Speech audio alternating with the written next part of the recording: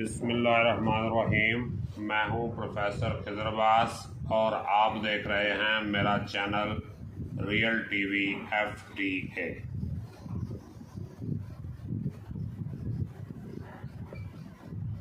तो मैं एक बेसिक रूल जो है ग्रामर का आपके साथ शेयर करना चाहता हूं। ये बड़ा ही प्यारा सा रूल है। अगर आप टेंसेस में मास्टर होना चाहते हैं तो ये 5 चीज़ें याद कर लें।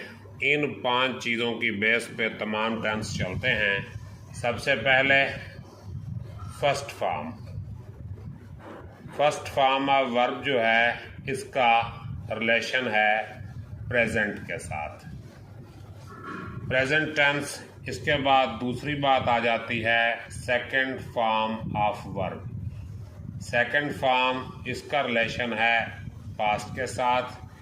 इसके बाद आती